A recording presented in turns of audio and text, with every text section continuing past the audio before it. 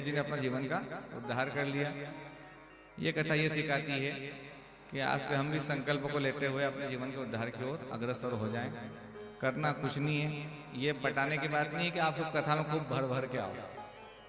जो है जहां तक सुन पा रहे हैं इस भाव को समझ ले, कहीं नहीं हो तो सिर्फ एक ही शब्द याद रखना, कलयुगे नाम आधारा। कलयुग से नाम का ही महत्व। आप माताएं मैयाएं घर में बहुत काम रहते हैं, दुकान व्यापार भी है, भोजन भाई बनाना है, सब करना है, तो उसके लिए कोई माला लेकर बैठना भी जरूरी नहीं, ये बता दें। नाम कीर्तन में कोई आप किसी मंत्र का जाप कर रहे हो, उसमें माला की आवश्यकता पड़ती है कि आपको मंत्र बोलना है, माला लेकर बैठो। लेकिन अगर नाम जप कर रहे हो, नाम का जप कर रहे हो, उसमें कोई चाहे वो राम राम बोलो, चाहे कृष्ण कृष्ण बोलो, राधे राधे बोलो, मैया जी का स्मरण करो। देखो यहाँ भी ये बता दें, किसी को कोई वो नहीं कि आपको बाध्यता है कि नहीं अब आज तक ठाकुर जी के हो जाओ, कृष्ण नाम का जाप करो, सीताराम बोलो। स्वतंत्र सब पूरे हैं, सनातनी सभी स्वतंत्र हैं। सनातन धर्म किसी पे कोई दबाव प्रभाव नहीं पड़ डालता कि आप इस नाम का कीर्तन करो कि यही जप करो। आपको जो अच्छा लगे, आपका जो प्रिय इष्ट हो, आपको बाबा भोलेनाथ प्रसन्न है, अच्छे लगते हैं तो बाबा का ओम नमः शिवाय, श्री शिवाय नमस्तुभ्यम, शिव शिव शिव ज़्यादा बोलते नहीं आए। बहुत से अभी भी ऐसे हैं, आपको ये बता दें कि हम तो मंदिरों में बैठते हैं, कितने साल शिव पुराण चल रहा है मिश्रा जी का, सबको श्री शिवाय नमस्तुभ्यम सिखा दिया ना। छोटे छोटे बच्चे बोल लेते, लेकिन अभी बड़े बड़े कुछ ऐसे कि अभी भी श्री शिवाय नमस्तुभ्यम ढंग से बोलते नहीं आता। उच्चारण मन में तो वो कर देते हैं, अल्लाह बल्ला होता है। तो ओम नमः शिवाय भी कठिन लगे, श्री शिवाय नमस्तुभ्यम भी कठिन लगे, शिव शिव शिव शिव भी बहुत है, वहां भी वही पुण्य है, वही लाभ है। लेकिन कुछ तो जपो। जब कहते हैं कि उसने मरा मरा मरा करते करते वाल्मीकि कहला गया, मरा मरा करते करते वाल्मीकि कहला गया, तो हम तो राम राम कह के तर तो जाएंगे भाई। ठीक है, सती अनुसैया जी पतिव्रता नारी थी, तीनों भगवानों ने तीन बालक बन के जन्म ले लिया, तो कम से कम वो साक्षात वो नहीं, उनका अंश, उनका स्वरूप, उनके कुछ भाव वाला बच्चा ही हमारे घर में प्रकट हो जाए। जब बच्चा होता है हम उसमें क्या देखते हैं, ठाकुर जी को देखते हैं ना, इसकी लीला इसकी हरकतें भगवान जैसी। लेकिन कुछ समय बाद भगवान हरकतें होते होते, कुछ हरकतें कृष्ण से होते होते कंस से होने लग जाती है, जैसे आयु बढ़ती है, क्योंकि माया का प्रभाव पड़ने लगता है, प्रभाव के अनुसार वो स्वभाव बदल जाता है। इस प्रकार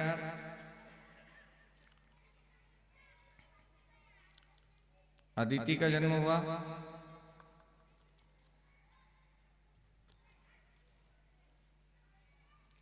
और राजा दक्ष प्रजापति की कन्या माता सती से भगवान शिव का विवाह होता है। भगवान शिव और माता निवास को हर कथा कहीं ना कहीं छुपी हुई एक दूसरे के पीछे। अब समय बदला और एक दिन कथा जब राम अवतार की आती है, तो भगवान शिव किसके पुजारी थे, राम के, तो राम नाम जप करते रहे। एक दिन मैया ने पूछ लिया, सती माता ने, सती मतलब माता गौरा माता ने भगवान शिव से, कैलाश पर्वत, प्रभु आप जो राम नाम का जप करते हैं ये राम है कौन? भगवान ने चलो दिखाता हूँ। भगवान ने ऊपर से दिखाया, तो उससे भगवान की लीला चल रही थी। कौन सी? सीता मैया के हरण के बाद जब भगवान ढूंढ रहे थे तो वो लीला चल रही थी। अब बताया कि ये घूम रहे हैं, ये राम मेरे हैं, इष्ट हैं। माता ने देखा वो इतने पत्नी विरह में घूम रहे हैं कि वो पशु पक्षियों से पूछ रहे हैं, क्या कहते हैं, हे खग मृग हे मधुकर श्रेणी, तुम देखी सीता मृग नैनी। हे खग मृग हे मधुकर श्रेणी, तुम देखी सीता मृग नैनी। किनसे पूछ रहे हैं? पशु पक्षियों से, वनों वृक्षों से पूछ रहे हैं कि हे खग मृग, तुमने कहीं मेरी सीता को देखा है? मैं सीते को देखा। इस प्रकार भगवान उनसे पूछते फिर रहे हैं। तो वो देखकर जब उनको भाव को देखा तो मन में विचार आया कि इस प्रकार जो भटक रहा है मनुष्य अवतार, मनुष्य रूप में, ये भगवान या ये राम कैसे हो सकते हैं? तो कहते हैं कि प्रभु या तो भोलेनाथ गलत व्यक्ति का नाम जाप कर रहे हैं। तो गई माता पूछती, प्रभु आपने शायद इष्ट गलत चुन लिया, कोई गलत नाम बता दिया। बोले नहीं देवी, वही मेरे आराध्य, मेरे राम है। बोले वो राम है तो फिर वो तो ऐसे भटक रहे हैं वन वन। तो भगवान ने समझा कि देवी उनकी लीला है, मनुष्य अवतार है, और जब नारायण मनुष्य अवतार में आते हैं तो लीलाएं पूर्ण करते हैं, तब वो ऐसी लीला करते हैं। समझाया इन देवी मैया तो मानने को तैयार है। भगवान एक काम को तुम भी परीक्षा ले लो, तुम भी भगवान की परीक्षा ले लेना। इस प्रकार कहकर भगवान अपने ध्यान में बैठ गए। अब माता का मन विचारा कि ठीक है परीक्षा ली जाए।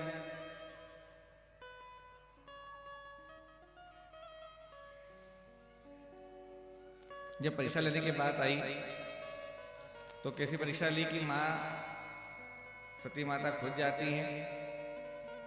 क्या कर रहे हो यार तुम?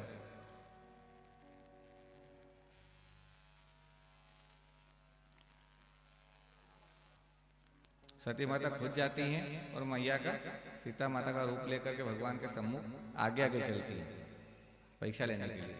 आप सम्मुख जैसे आई तो भगवान प्रणाम किया, मैया प्रणाम, मैया बाबा कहाँ है? जबकि वो सती सीता के रूप में, तो भगवान पूछते राम कि बाबा कहाँ है? जैसा बाबा का पूछा तो माता को बड़ा आश्चर्य हुआ। तो मैया ने कहा कि अब जवाब क्या दे? और भगवान थोड़ा आगे बढ़े भगवान, तो क्या लीला दिखाते हैं कि भगवान राम चल रहे हैं, साथ में सीता माता आगे, साथ में लक्ष्मण जी, और चारों तरफ वही दिख रहे हैं। तो मैया ने कहा कि सही है, यही इष्ट, ये साक्षात, ये परब्रह्म से यही राम है।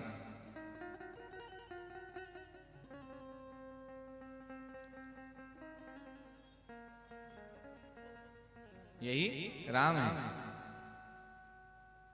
यही मेरे इष्ट है। तो भगवान माता समझ गया, माता बोले कि वापस लौट कर आई। बाबा ने कहा देवी ले आई परीक्षा, परीक्षा लेकर आ गई। अब माँ कई मैयाओं से गलती हो जाए, पतिदेव पूछे हुई आई, बोल देंगे नहीं, तो एक झूठ, हाँ तो गई नहीं। वो भी क्या कहती हैं? तो भगवान ने क्या किया, बाबा जब भी माता को बुलाते थे, ऐसा कहा जाता है कैलाश में भगवान बैठते थे तो माता को अपने पैर पर, मतलब गोद, इतना प्रेम था कि साथ में बिठाते थे अपने अंग पे। इसलिए कहा गया है कि भगवान के अर्धनारीश्वर, अपने वाम अंग में उल्टा भगवान हमेशा माता पार्वती, गौरा माता को, सती माता को अपने गोद में बिठाते थे, ये बताया गया है। तो उस दिन भगवान ने क्या किया, सामने आसन दिया, वहां बिठा दिया। माता को आश्चर्य लगा कि इतने सालों से आज तक बाबा ने कभी दूर नहीं किया, आज में दूर क्यों कर दिया। इस कारण से ये लीला हुई और भगवान का शिव का पार्वती से विवाह होता, ही कथा ये समझा रही है।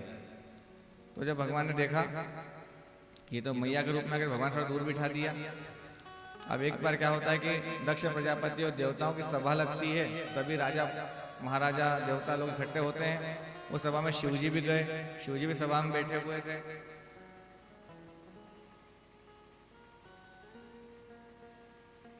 शिव दोनों सभा में बैठे हुए थे।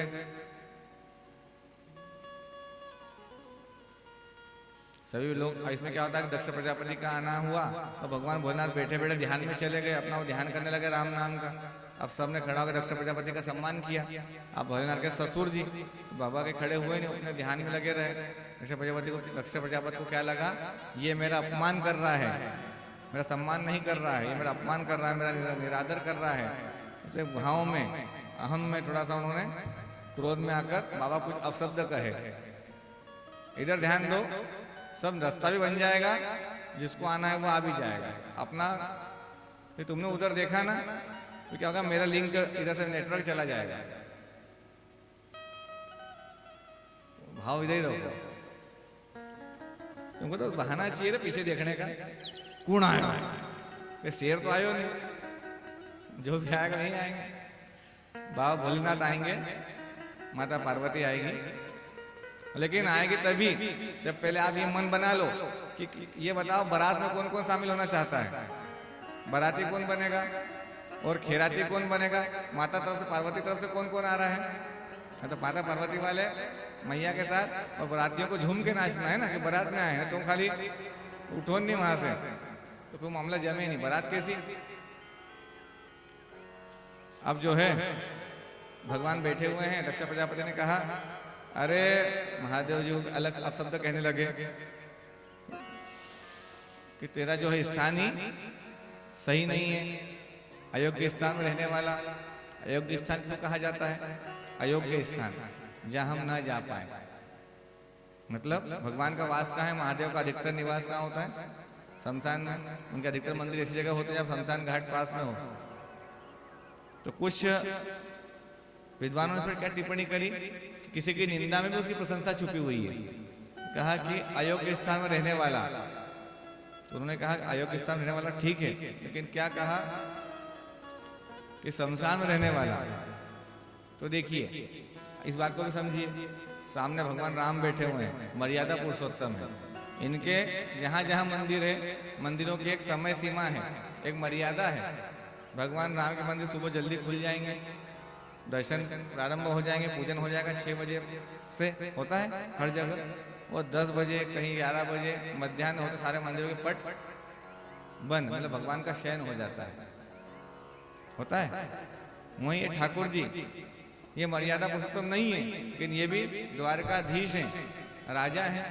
इनका भी कुछ नियम है कि भाई ये भी कुछ समय शयन करते हैं। इनका भी लगभग 12 बजे इनके मंदिर के पट भी बंद हो जाएंगे, बाबा का शयन भी हो जाता है। वहीं ठहरे अपने भोले बाबा, कोई मर्यादा नहीं। आप राम जी पास दोपहर में जाओ तो हनुमान जी गदा लेके बाहर बैठे, गए थे एक मच कहूँ तो अपने को नहीं जान दे तो भूत प्रेत को जान दे? कृष्ण जी के पास भूत प्रेत जाएंगे?